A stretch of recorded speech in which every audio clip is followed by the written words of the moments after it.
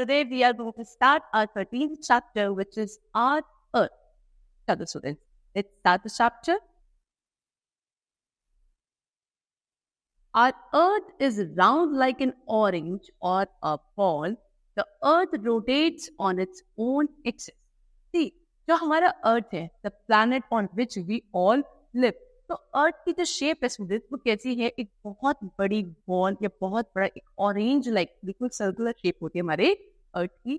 और अर्थ क्या करता है स्टूडेंट्स? अपने ही एक्सिस पर, ठीक है, एक्सिस पर अपने एक ही पॉइंट पर रोटेट करता रहता है throughout the time. This is called rotation. So students, earth जब अपने ही एक्सिस पर रोटेट करता है like this is what is known as rotation. This causes day and night. और रोटेशन की वजह से क्या होते हैं? Day and night. बताए ना, जैसे कि मॉर्निंग में हमारा डे होता है, डे के बाद हमारे शाम में आके रात में आके नाइट हो जाती है. तो ये जो हमारा डे टाइम ऐसे चेंज होता रहता है, this is because of the rotation of the earth. Next, the earth also revolves around the sun. This is called revolution. अब अर्थ सिर्फ अपने एक्सिस से नहीं रोटेट करता है, जो अर्थ होता है वो सन के अराउंड भी इस तरीके से क्या करता है? रोटेट करता रहता है, घूमता रहता है. And this is known as revolution. ठीक है, अपने एक्सिस पे घूमना इज रोटेशन. अर्थ जब सन के अराउंड घूमता है that is known as revolution. And this causes change in season. और रिवोल्यूशन की वजह से स्टूडेंट्स क्या होता है? सीजन से चेंज आता है. समर, विंटर, रेनी सीजन आते हैं ना, तो कुछ मंथ के बाद. तो ये this is all because of the revolution. Now, next we come to globe. What is globe? A model of the earth is called a globe. See, earth क्या होता है ये हमको पता चल गया. Now we come to what? Globe. तो globe क्या है स्टूडेंट्स? अर्थ का ही एक मॉडल है. ठीक है, अर्थ के मॉडल को क्या कहा जाता है? ग्लोब कहा जाता है. See, this is the picture of what? A globe. ये एक ग्लोब की पिक्चर है इस तरीके से. Our teacher uses the globe to explain about the earth. हमारी टीचर भी हमको एक्सप्लेन करने के लिए स्टूडेंट्स किसकी हेल्प लेती है? ग्लोब की हेल्प लेती है, ये शो करने के लिए कि हमारे अर्थ पे कहाँ कहाँ अलग अलग तरीके के प्लेसेस हैं. The surface of the earth has two parts, land and water. हमारे अर्थ सरफेस में दो पार्ट्स होते हैं, land and water. Land covers only 1/4 of the surface. और अगर हम अर्थ सरफेस की बात करें तो पूरे अर्थ सरफेस का केवल only 1/4 of the surface is covered with land. See, I will show you how. जैसे कि this is what?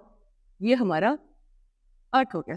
ठीक है, तो पूरे अर्थ का 1/4 स्लाइस ऑफ पिज्जा, पिज्जा की एक स्लाइस की तरह 1/4 ऑफ द सरफेस, ये वाला पोर्शन पूरा, this portion is known as 1/4 portion which is your land portion. ठीक है, बाकी जितना भी पोर्शन है ये सारा this is what? This is water. ये सारा क्या है? अर्थ. चल, now next. The earth is surrounded by air. Air covers the earth like a blanket. This blanket of air is called atmosphere. आपका जो अर्थ का सरफेस है उसके चारों तरफ अराउंड क्या है? थिन लेयर है. उस थिन लेयर को क्या कहा जाता है? एयर कहा जाता है. ठीक है, एयर ने क्या करा है? हमारे पूरे अर्थ सरफेस को एक ब्लैंकेट की तरह कवर किया हुआ है. इसी ब्लैंकेट को क्या कहा जाता है स्टूडेंट्स? एटमॉस्फेयर कहा जाता है. Now land, water and air are necessary for life. Land, water, air, ये सभी चीजें हमारी लाइफ के लिए, सर्वाइवल के लिए बहुत जरूरी है. और क्योंकि ये only and only is present on earth, that is why earth is the only planet where life is.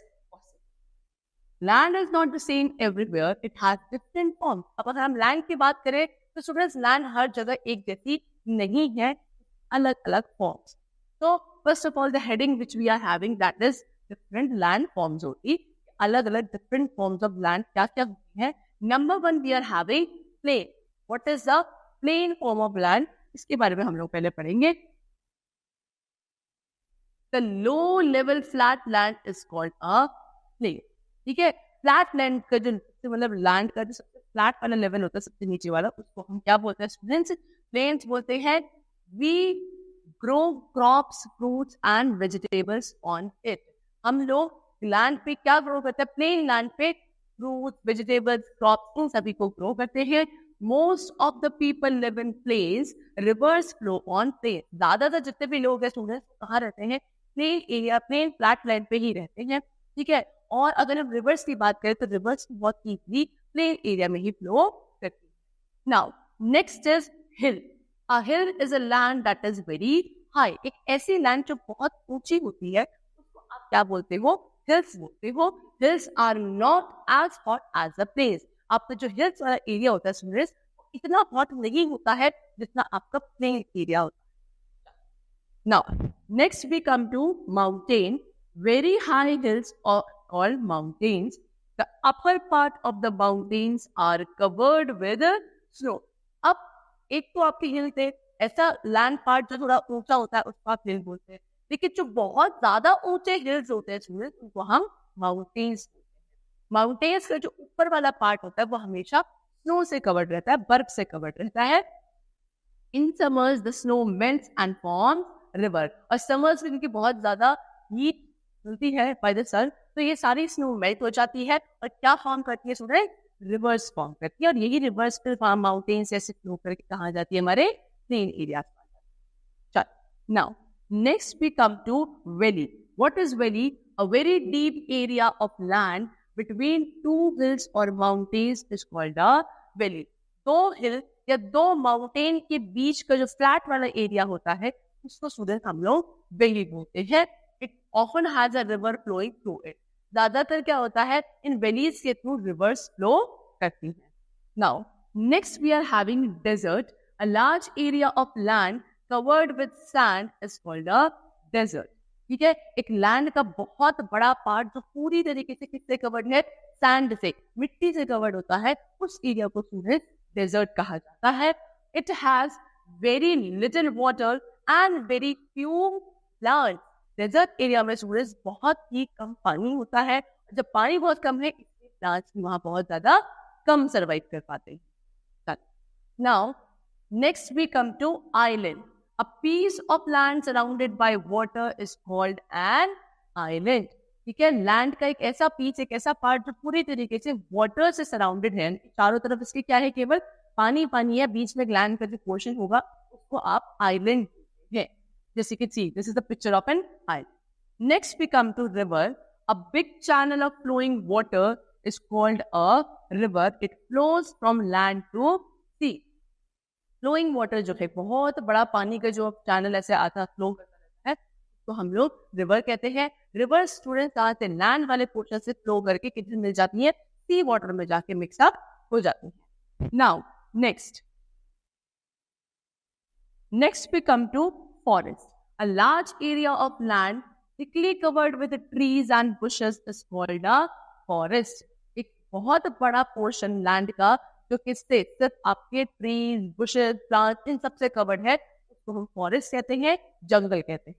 Now the last is sea. Sea is a large body of salty water. ऐसी एक water body जो जिसमें सारा पानी कैसा है? Salty है, नमकीन है. ऐसी वाटर बॉडी को सी कहा जाता है. Very big sea is called an ocean. एक बहुत बड़ा सी जो होता है उसको स्टूडेंट ओशियन कहा जाता है. ठीक है. Ocean water is also salty. Ocean water भी जो होता है वो भी कैसा होता है? सॉल्टी होता है. क्यों? ये ना जो बड़ा सी होगा वो आपका ओशियन होगा और अगर छोटा है तो सी होगा, लेकिन पानी शुड बी सॉल्टी. सीज और ओशियन दोनों का पानी सॉल्टी होता है. So we cannot drink the water of sea and ocean. तो क्योंकि सी और ओशन दोनों का ही जो वाटर है that is salty, so we are not able to drink that salty water because it is not good for our health. So here the chapter is completed, students. Hope you all like it. Thank you.